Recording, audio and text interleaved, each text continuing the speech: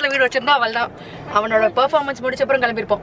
Welcome back to our channel. ஒரு Sunday vlog தான் உங்க கூட ஷேர் பண்ணிக்க போறேன். ஆறுத்தோட ரிசைட்டல் இன்னைக்கு லாஸ்ட் இயர் ரிசைட்டல் உங்க கூட நான் ஷேர் பண்ணிக்கிட்டேன். பட் இந்த தெரிஞ்சு ஃபால் நான் ஷேர் பண்ணா ஞாபகம் இல்லை. அதான் வின்டர் ரிசைட்டல் ஷேர் பண்ணேன். Yeah, you did, Amma. You did. Winter recital நான் ஷேர் பண்ண நினைக்கிறேன். இது வந்து spring recital. So spring recital தான் போயிட்டு இருக்கோம். நம்ம வீட்டில் இருந்து 5 minutes கூட கிடையாது. அதாவது நடந்து போனால் 5 minutes, காரில் போனால் 1 minute வந்து அந்த வென்யூக்கு ரீச் ஆகிடுவோம். அப்படியும் பார்த்தீங்கன்னா 11:45 அங்கே இருக்கணும்னு சொல்லியிருக்காங்க. 11:41 நம்ம போயிட்டு இருக்கோம்.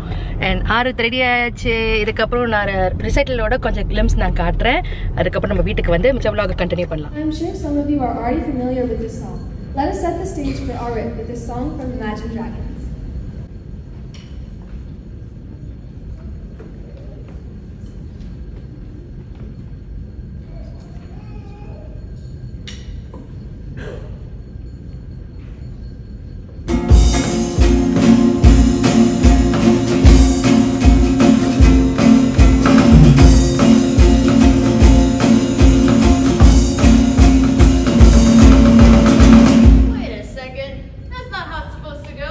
Wait, what? Yeah, that isn't how it's supposed to go. Oh no, I forgot it. I can't believe I forgot it. Dude, it's the recital day. How could you forget? IDK. No way, no way. Oh, now I remember it. Okay, prove it to me then. Okay. Go something like this.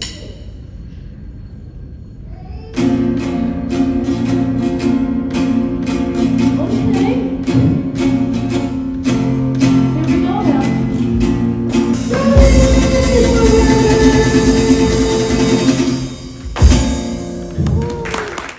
சரி, okay. இன்னைக்கு யார் எங்களுக்கு noodles பண்ணி கொடுக்க போறது? அப்போ எதுக்கு இங்கே நின்றுட்டு இருக்கேன்? போயிடு. ஓகே, ஸோ அவனோட ரிசைட்டல் முடிச்சாச்சு. டைம் பார்த்தீங்கன்னா என்ன டைம் மணி 1:30. ஆமாம், 1:35. நூடுல்ஸ் முடிச்சுட்டு அதுக்கப்புறம் வந்து மீல் ப்ரெப் வேற பண்ணணும். சண்டே ரிசைட்டல் இருக்கிறதுனால இட்லி மாவு மட்டும் நான் நேற்றே அரைச்சி வச்சுட்டேங்க. ஸோ அது மட்டும் ரெடி ஆயிடுச்சு. இல்லை, போகிறோம் அது மிச்சத்துக்கு next time. And yeah, grocery ஷாப்பிங்கும் முடிச்சாச்சு. ஸோ இன்னைக்கு வந்து ஒன்லி மீல் ப்ரெப் மட்டும்தான். எனக்கு தெரியும் இன்னைக்கு 2-3 எடு சின்னது 1 year இல்லை, ஒரு 2 years பிஃபோர்லாம் பார்த்தீங்கன்னா சண்டேவே எல்லாத்தையும் பண்ணுவேன். பட் இப்போ வந்து ஓப்பன் பண்ணாத பேசவே விட மாட்டேங்கிறாங்க. இதனாலேயே தான் நமக்கு முக்கால்வாசி விளாக் பண்ணுறதில்ல. ஏன்னா எங்கள் வீட்டில் வந்து எல்லாமே லவுடாக இருப்போம். நானும் லவுடு, பிரகாஷும் லவுடு, நானும் லவுட், பிரகாஷும் லவுட், ஆறுத்தும் லவுட். ஸோ ஆமா, ஒரே கச்சமச்சான்னு இருக்கிறதுனால விளாக் பண்றது இல்ல. The loud house. That's actually we're the loud house in the series The Loud House. Okay, super. அதனாலேயே பார்த்தீங்கன்னா நம்மள இன்ட்ரோ பண்ற மாதிரியே இருக்குன்னு சொல்லிட்டு வாங்க.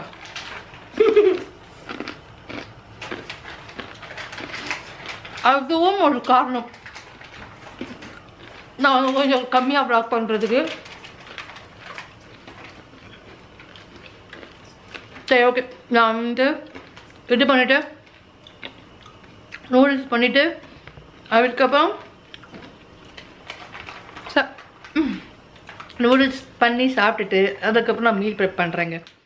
ஆல்ரெடி சொன்ன மாதிரி சாட்டர்டேவே இட்லி மாவுக்கு அரிசி ஊற போட்டு அரைச்சும் வச்சாச்சுங்க. சண்டே நைட் வந்து அதை புளிக்க வச்சுட்டேன்னா மண்டேக்கு யூஸ் பண்ணிக்கலாம். அண்ட் நெக்ஸ்ட் வீக், அதை 1 வீக்குக்கு தேவையான பீனட்டையும் சோலையும் சென்னாவையும் ஊற போட்டாச்சு. அண்ட் ப்ரீவியஸ், அதாவது ஒரு 2 years பிஃபோர்லாம் பார்த்தீங்கன்னா 1 வீக்குக்கு தேவையான ஃபுல் ஃப்ளெஜ்ஜாக நான் வந்து மீல் ப்ரெப்லாம் பண்ணி வைப்பேன். பட் இப்போ வந்து அந்தளவு என்னால் மீல் ப்ரெப் பண்ண முடியறதில்ல. ஏன்னா எனக்கு வந்து ACL டேர் அண்ட் இன்ஜுரி ஆயிருக்கிறதுனால டாக்டர் ரொம்ப நேரம் நிற்கக்கூடாது அப்படின்னு சொல்லியிருக்காங்க. ரொம்ப நேரம் நின்றுனா முட்டி வலி வந்துடுது. அண்ட் அதனால் காலை மடக்க முடியறதில்ல. ஸோ அதனால தான் பார்த்தீங்கன்னா இப்போலாம் வந்து அந்தளவு நான் மீல் ப்ரெப் பண்ணுறதும் இல்லை. நான் நிறைய வீடியோஸ் போடாததுக்கு காரணமும் அதுதான். ஏன்னா என்னால் வந்து ரொம்ப நேரம் நிற்க முடியறதில்ல. ஸோ நெக்ஸ்ட் பார்த்தீங்கன்னா நான் வந்து இஞ்சி பூண்டு விழுது காலி ஆகிடுச்சு. அதுக்கு வந்து ஜிஞ்சர் அண்ட் கார்லிக்கை வந்து பீல் பண்ணிவிட்டு அதையும் வந்து கிரைண்ட் பண்ணிகிட்ருக்கேன். அண்ட் இஞ்சி பூண்டு விழுது அரைக்கும் பொழுது ஆலிவ் ஆயிலும் உப்பு அண்ட் டர்மரிக்கும் போட்டு நான் அரைச்சிப்பேங்க. ஸோ இது பார்த்திங்கன்னா ஆல்மோஸ்ட் எனக்கு ஒரு 1.5 மாதம் 2 மாதம் வரைக்கும் எனக்கு இது வரும். ஸோ எல்லாத்தையும் நல்லா அரைச்சி அதையும் நான் ஐஸ் க்யூப் அந்த ட்ரே இருக்குது இல்லைங்களா, சிலிக்கன் ட்ரே, அதில் போட்டு நான் ஃப்ரீஸ் பண்ணிவிட்டு நெக்ஸ்ட் டே நான் அந்த வந்து எல்லாம் டீமோல்ட் பண்ணி எடுத்து ஒரு கிளாஸ் பாட்டிலுக்குள்ளே போட்டு ஃப்ரீசருக்குள்ளே வச்சுருவேன். ஸோ எனக்கு தேவையானப்போ ஒரு க்யூப் எடுத்து நான் போட்டுக்கிறேங்க. ஸோ இது ரொம்பவே நான் நல்லா இருக்குது அண்ட் ஃப்ரெஷ்ஷாகவும் இருக்கிற மாதிரி இருக்குது ஃப்ரீசரில் வச்சா. இதுக்கு முன்னாடிலாம் பார்த்திங்கன்னா ஒரு 2 வீக்ஸ்க்கு ஒன்ஸ் நான் வந்து கிரைண்ட் பண்ணி ஃப்ரிட்ஜ்குள்ளே வச்சுருவேன். அது சம்டைம்ஸ் வந்து அந்தளவு ஃப்ரெஷ்னஸ் இருக்கிறது இல்லை. பட் எப்போ நான் ஃப்ரீசருக்குள்ளே போட ஆரம்பிச்சேனோ அப்போத்துல நல்லா ஃப்ரெஷ்னஸ் அப்படியே மெயின்டைன் ஆகிருக்கு. ஸோ இதை வந்து அரைச்சி எல்லாத்தையும் அழகாக பேக் பண்ணி உள்ள ஃப்ரீசருக்குள்ளே போட்டாச்சு. மந்த் ஸ்டார்டிங்கிறதுனால இட்லி பொடியும் காலி ஆகிடுச்சு. அதையும் ப்ரிப்பேர் பண்ணிகிட்ருக்கேன். நம்ம சேனலில் ஆல்ரெடி நிறைய வாட்டி நான் இட்லி பொடியை காட்டியிருப்பேன். இருந்தாலும் நான் வந்து ப்ரொபோர்ஷன் மட்டும் சொல்லிடுறேன். உளுந்து 2 கப்னா 1 கப் கடலைப்பருப்பு அண்ட் 4 பூண்டு, இது கொஞ்சம் நல்லா பெரிய பூண்டுன்றதுனால 4 பூண்டு, அதுக்கப்புறம் ஒரு 5 மிளகா, இதெல்லாத்தையும் நல்லா ட்ரை ரோஸ்ட் பண்ணிவிட்டு பெருங்காயம் அண்ட் உப்பு வச்சு அரைச்சிடுவேன். உங்களுக்கு வேணும்னா நீங்கள் எள்ளும் ஆட் பண்ணிக்கலாம். எள்ளு வந்து ஒரு 2 டேபிள் ஸ்பூன் நல்லா ட்ரை ரோஸ்ட் பண்ணிவிட்டு அதுவும் அரைக்கும் பொழுது கூட சேர்த்து அரைச்சிக்கலாம். ஸோ இப்போ எல்லாத்தையும் நான் ரோஸ்ட் பண்ணிவிட்டு அப்படியே நான் வந்து ஆற விட்டுருக்கேன். அடுத்தது வந்து பூண்டு அண்ட் கருவேப்பிலை பொடி தான் அரைச்சிக்க போகிறேன். அதுக்கு பார்த்தீங்கன்னா பொட்டுக்கடலை ஒரு 150 கிராம் பொட்டுக்கடலை எடுத்திருக்கேன், 100 கிராம் கடலைப்பருப்பு, பூண்டு வந்து ஒரு 100 கிராம் பூண்டு எடுத்திருக்கேங்க. அடுத்தது மிளகா வந்து கொஞ்சம் ஒரு 4 மிளகா எடுத்திருக்கேன், உப்பு, அதுக்கப்புறம் கருவேப்பிலை கொஞ்சம் ஒரு கையளவு, எனக்கு வந்து கொஞ்சம் கம்மியாக தான் இங்கே இருக்குன்றதுனால நான் ஒரு கொஞ்சமாக தான் போட்டிருக்கேன், அண்ட் பெருங்காயம். இதுதான் தேவையான பொருட்கள். ஸோ எல்லாத்தையும் நம்ம வந்து அதாவது இந்த கடலைப்பருப்பு, அப்புறம் காஞ்ச மிளகா, பூண்டு, கருவேப்பிலை, இது எல்லாத்தையும் நம்ம வந்து ஆயிலில் ஃப்ரை பண்ணிக்கணும். ஸோ அதுக்கு முன்னாடி ஃபஸ்ட்டு வந்து நம்ம 100 கிராம் பூண்டு வச்சுருக்கோம் இல்லைங்களா, அது நல்லா இடிச்சுக்கலாம். இடிச்சிட்டு ஒரு கடாயில் 1 டேபிள் ஸ்பூன் நல்லெண்ணெய் விட்டு நம்ம எடுத்து வச்சுருக்கோம் இல்லைங்களா, அந்த காஞ்ச மிளகா போட்டு ஒரு காஞ்ச மிளகா கொஞ்சம் லைட்டாக கலர் மாறுற வரைக்கும் நல்லா வதக்கிக்கலாம். வதக்கினதுக்கப்புறம் நம்ம இடித்து வச்சுருக்கோம் இல்லைங்களா, அந்த பூண்டையும் வந்து போட்டுட்டு ஒரு 4லேருந்து 5 நிமிஷம் வரைக்கும் மீடியம் ஃப்ளேமில் நல்லா வதக்கிக்கலாம். பிளாக் ஆகக்கூடாது, பட் கலர் வந்து ப்ரௌன் கலரில் கொஞ்சம் சேஞ்ச் ஆகணும். அதுக்கப்புறம் நம்ம வந்து கடலைப்பருப்பையும் வந்து அதே எண்ணெயில் கொஞ்சம் எண்ணெய் ஆட் பண்ணிக்கலாம், ஒரு 1/2 டீஸ்பூன் அளவு நல்லெண்ணெய் ஆட் பண்ணிவிட்டு அதுக்கப்புறம் நம்ம எடுத்து வச்சுருக்கோம் இல்லைங்களா அந்த 100 கிராம் கடலைப்பருப்பு, அதையும் ஆட் பண்ணிவிட்டு நல்லா ஒரு கலர் சேஞ்ச் ஆகிற வரைக்கும் கடலைப்பருப்பு நம்ம வந்து வதக்கிக்கலாம். ரொம்ப காந்த வைக்கக்கூடாதுங்க. ஸோ ஓரளவு கோல்டன் ப்ரௌன் வரும்பொழுது அந்த கடலைப்பருப்பை எடுத்துட்டு அதுக்கப்புறம் கருவேப்பிலை வச்சுருக்கோம் இல்லைங்களா, நான் வந்து கொஞ்சம் கருவேப்பிலை ஆட் பண்ணியிருக்கேன். ஏன்னா இங்கே கருவேப்பிலை கிடைக்கிறதெல்லாம் கொஞ்சம் கஷ்டம், அதாவது விலை அதிகம். ஸோ அதனால் கருவேப்பிலை கொஞ்சம் கம்மியாக தான் நான் ஆட் பண்ணியிருக்கேன். உங்களுக்கு வேணும் நீங்கள் நிறைய ஒரு கைப்பிடி அளவு கருவேப்பிலை ஆட் பண்ணாலும் டேஸ்ட் ரொம்ப நல்லாயிருக்கும், ஸ்மெல்லும் ரொம்ப நல்லாயிருக்கும் அண்ட் ஹெல்த்தியும் கூட. அதையும் போட்டுட்டு நல்லா ட்ரை ரோஸ்ட் பண்ணிக்கலாங்க. எண்ணெய் எதுவும் ஆட் பண்ணல, அப்படியே நல்லா ஒரு மீடியம் ஃப்ளேமை விட கம்மியாக வச்சு நல்லா ரோஸ்ட் பண்ணி எடுத்துட்டு அதுக்கப்புறம் எல்லாம் ஆறுனதுக்கப்புறம் மிக்சி ஜாரில் பொட்டுக்கடலை, ஃப்ரை பண்ணி வச்சுருக்க கடலைப்பருப்பு, காஞ்ச மிளகா, கருவேப்பிலை, பூண்டு தட்டி வச்சு அதையும் வதக்கி வச்சுருக்கோம் இல்லைங்களா, அந்த சால்ட், அதுக்கப்புறம் பெருங்காயம் பார்த்திங்கன்னா ஒரு 1/2 டீஸ்பூன் அதையும் ஆட் பண்ணிவிட்டு நல்லா கிரைண்ட் பண்ணிக்கலாங்க. பவுடராக வர வரைக்கும் நம்ம கிரைண்ட் பண்ணிக்கலாம். இது வந்து நீங்கள் சாதத்துலேயோ இல்லை இட்லி தோசை கூட நீங்கள் சாப்பிட்லாம். பட் சாதம் வந்து வேறு லெவலில் இருக்கும், அது நெய் விட்டு சாப்பிட்டிங்கன்னா சூப்பராக இருக்குங்க. கண்டிப்பாக ட்ரை பண்ணி பாருங்கள், ரொம்ப பிடிக்கும் உங்களுக்குலாம். அண்ட் ரொம்ப ஹெல்த்தியும் கூட, கருவேப்பிலை இருக்கிறதுனால நம்ம உடம்புக்கும் ரொம்ப நல்லது. ஸோ கண்டிப்பொடிக்கு பதில் நான் எங்கள் வீட்டில் இந்த பொடி தான் ரொம்ப ஃபேவரட்டாக ஒன்று போயிட்டுருக்கு. ஸோ இதுவும் நான் வந்து அரைச்சி வச்சாச்சு. அடுத்தது வந்து பேன் கேக் மிக்ஸ் காலி ஆகிடுச்சு. ஸோ கொஞ்சம் இந்த வீக்குக்கு தேவையான பேன் கேக் வாஃபல் மிக்ஸும் நான் வந்து மிக்ஸ் பண்ணி வச்சிட போகிறேன்.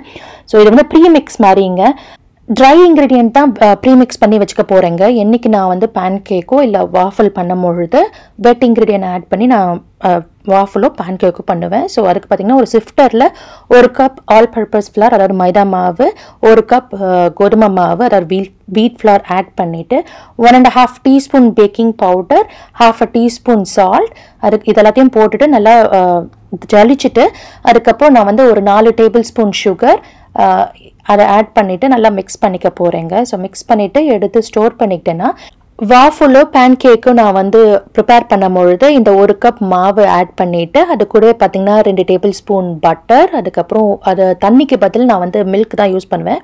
மில்க் ஆட் பண்ணிக்கலாம், இல்லை நீங்கள் வந்து எக் ஆட் பண்ணிவிட்டு வாட்டரையும் ஆட் பண்ணிக்கலாம், நம்மளோட இஷ்டம்தான். ஸோ நான் வெறும் மில்க் ஆட் பண்ணிவிட்டு ஒரு 1/2 கப் விட கம்மியாக தான் ஆட் பண்ணுவேங்க. கன்சிஸ்டன்சி பார்த்தீங்கன்னா இட்லி மாவு விட கொஞ்சம் தண்ணியாக இருக்கணும், தோசை மாவு மாதிரி இருக்கக்கூடாது. அது மாதிரி கொஞ்சம் கெட்டியாக இருந்தால் தான் நல்லாயிருக்கும். கூடவே டேஷ் ஆஃப் வெனிலா எக்ஸ்ட்ராக்டும் ஆட் பண்ணி நல்லா மிக்ஸ் பண்ணிவிட்டு பேன் கேக் ப்ரிப்பேர் பண்ணுவேங்க. ஸோ பேன் கேக் மிக்ஸ் முடிச்சாச்சு. அடுத்தது பார்த்தீங்கன்னா வீட்டில் வந்து விப்பிங் க்ரீம் நிறைய இருந்ததுங்க. அண்ட் இனியோட எக்ஸ்பைரி டேட்டும் எண்ட் ஆகுது. ஸோ அதனால் அதை வச்சு பட்டர் பண்ணலாம் அப்படின்னு சொல்லிட்டு தான் ஃபர்ஸ்ட் டைம் நான் ட்ரை பண்ண போகிறேன். நிறைய ரீல் பார்த்துருக்கேன், பட் இது வரைக்கும் நான் பண்ணது கிடையாது. பட் இன்னைக்கு வந்து இருக்கிற விப்பிங் க்ரீம் வச்சு பட்டர் பண்ணலாம் அப்படின்னு சொல்லி தான் ட்ரை பண்ணிட்டு இருக்கேன். ஸோ ஸ்டாண்ட் மிக்சரில் விப்பிங் க்ரீம் போட்டுட்டு ஒரு 10 to 15 minutes நல்லா அடிக்க விட்டோம்னா அந்த தனியாக பட்டர் தனியாக வாட்டர் தனியாக பிரிஞ்சு வந்துடுதுங்க. ஸோ அது பிரிஞ்சதுக்கப்புறம் அந்த தண்ணியை டிஸ்கார்ட் பண்ணிவிட்டு நம்ம பட்டர் கிடச்சிருக்கு இல்லைங்களா, அதை ஒரு 4-5 வாட்டி கோல்ட் வாட்டரில் நல்லா வாஷ் பண்ணிடுறேங்க. கிளியராக வர வரைக்கும் வாஷ் பண்ணிட்டேன். வாஷ் பண்ணதுக்கப்புறம் பார்த்தீங்கன்னா சூப்பராக ஹோம்மேட் பட்டர் கிடச்சிருக்கு. இது வந்து நான் வந்து சால்ட் எதுவுமே ஆட் பண்ணலை, அன்சால்ட்டட் தான். ஸோ வேணுன்ற பொழுது கொஞ்சம் கட் பண்ணி சால்ட்டோ இல்லை கார்லிக் இது மாதிரி ஆட் பண்ணிக்கலாம் அப்படின்னு சொல்லிட்டு தான் இருக்கேன். இப்போதைக்கு நான் வந்து அப்படியே எடுத்து உள்ளே ஸ்டோர் பண்ணிட போகிறேன். நெக்ஸ்ட் டைம் இதே மாதிரி பட்டர் எடுத்துட்டு நான் நெய்யும் வந்து காய்ச்சி பார்க்கலான்னு இருக்கேங்க. ஏன்னா நெய்யும் பார்த்தீங்கன்னா சூப்பராக இருக்குது அப்படின்னு சொல்லிட்டு கேள்விப்பட்டிருக்கேன், அதாவது பார்த்தேன். ஸோ கண்டிப்பாக நெக்ஸ்ட் டைம் வந்து நெய்யும் ட்ரை பண்ணி பார்க்கணும். அடுத்தது வந்து நம்ம அரைச்சி வச்சுருக்கோம் இல்லைங்களா, அந்த இட்லி மாவை எடுத்து ஃபர்மெண்ட் பண்ண இன்ஸ்டன்ட் பாட்டில் வச்சாச்சு. ஸோ மார்னிங் வந்து இட்லி மாவு ரெடி ஆகிடும். அடுத்தது நான் என்னெல்லாம் பண்ணியிருக்கேன் அதையும் நான் உங்களுக்கு ஃபைனலாக காட்டிடுறேன். ஸோ மீல் ப்ரெப் ஓரளவு, அதாவது கம்ப்ளீட் மீல் ப்ரெப் இல்லை, பட் கொஞ்சம் மீல் ப்ரெப் பண்ணி வச்சுருக்கேன், அதையும் நான் உங்களுக்கு காட்டிடுறேன். ஸோ நம்ம வந்து ப்ரீ மிக்ஸ் பண்ணி வச்சுருக்கோம் இல்லைங்களா, வாஃபிள் மிக்ஸ், அதுக்கப்புறம் பொடி, அதாவது இந்த பூண்டு கருவேப்பிலை பொடி, இட்லி பொடி, பீனட் வந்து நம்ம நேற்றே ஊற போட்டிருந்தோம் இல்லைங்களா, அதையும் நான் இன்ஸ்டன்ட் பாட்டில் வேக வச்சு எடுத்திருக்கேன். ஸோ அதையும் உங்ககிட்ட ஷேர் பண்ணியாச்சு. அடுத்தது வந்து சோலையும் வந்து கூடவே இன்ஸ்டன்ட் பாட்டில் போட்டு எடுத்து வச்சுருக்கேன். கார்லிக் பேஸ்ட்டும் ரெடி ஆகிடுச்சு அண்ட் பட்டரும் ரெடிங்க. ஸோ இந்த வீடியோ பார்த்து ரொம்பவே என்ஜாய் பண்ணியிருப்பீங்க நம்புகிறேன். அடுத்த ஒரு நல்ல வீடியோவில் பார்க்கலாங்க. தேங்க்யூ, பாய்.